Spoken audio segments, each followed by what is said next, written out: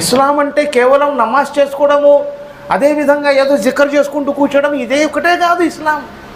ఇస్లాం మానవత్వం, ఇస్లాం సమానత్వం, ఇస్లాం సౌభ్రాతృత్వం, ఇస్లాం అలవాటు తత్వం, ఇస్లాం సందేశాన్ని ఇచ్చేటటువంటి తత్వం, ఇస్లాం క్రమశిక్షణ కలిగిన జీవితాన్ని ఇచ్చే ధర్మం ఇస్లాం అంటే. ఇస్లాం గొప్పతనం, ఇస్లాం కనెక్టివిటీ, ఇస్లాం హ్యూమానిటీ.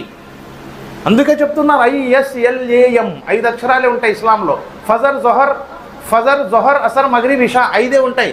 5 సూరాలు ఉంటాయి, 5 కర్మాలు ఉంటాయి, 5 నమాజులు ఉంటాయి, 5 పనులు ఉంటాయి. ఎటు చూసిన 5గా, 5కు ఎంతో వాల్యూ ఉంటుంది ఇస్లాంలో, 5కు.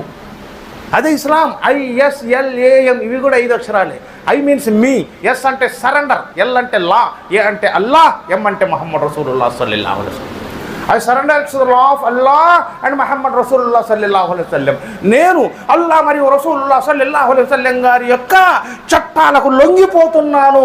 ఇదే ఇస్లాం, ఇదే ఇస్లాం. ఏ కొడుకైతే చెడిపోయిండో దానికి తండ్రి బాధ్యుడు, ఏ కూతురు అయితే చనిపోయిండో దానికి తల్లి బాధ్యులని ఇస్లాం ముందే చెప్తా ఉంది. మీరు బాగుండండి, మీ కుటుంబాన్ని బాగుపరచుకోండి, ఆధ్యాత్మిక చింతనను పొందండి, ధార్మిక విద్యలో చేరండి, గౌరవ మర్యాదలతో బతకండి అంటుంది ఇస్లాం ధర్మం. కానీ మనం నా కొడుకు నాకు డాడీ అంటే నాకు సంతోషం రే, డాడీకి ఒక బులాతారి మింజే బా, ఇప్పుడు డాడీ అంటారు, రేపు పట్టుకుని తాగుతాడు, సరిపోతుంది అంటే అందరూ రాగా సోదరు చెప్తున్నా నేను. కాబట్టి ఇన్షాల్లా అందరం అల్లా చెప్పిన ఆదేశాన్ని, మహమ్మదు రసూలుల్లాహ్ సల్లల్లాహు అలైహి వసల్లం గారి పద్ధతుల్ని, సహాబాల అలవాట్లను మనం జీవితంలో ఉంచుకుందామా? 5 పూటల నమాజ్ చేద్దామా? భయ్ జుమ్మాకు వచ్చే సాయిబులు చేయొత్తండి ఒకసారి చూద్దా. ఎత్తరు, ఇప్పుడు పరుగు పోతాదేమో అని భయం. మీరు ఎత్తకపోయినా పైవాడు ఉన్నాడు ఎత్తేవాడు, తెలుస్తుంది. రోజుకు 5 పూటలు చేసేవాళ్ళు చేయొత్తండి భయ్.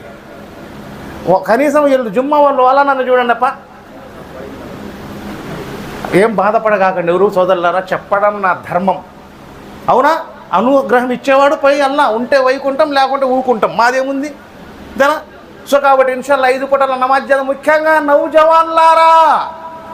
నౌజవాన్లారా అజా ఇచ్చిన తర్వాత కూడా సెల్ ఫోన్ పట్టుకొని కేకులలో కూర్చొని, బండి మీద కూర్చొని హలో బ్రో అని బ్రోకర్ మాటలు మాట్లాడుకోకండి దయచేసి. అల్లా కోసం చెప్తున్నా, నేను ఒక హైందవ ధర్మం నుంచి వచ్చిన, 11 సినిమాల్లో నటించిన,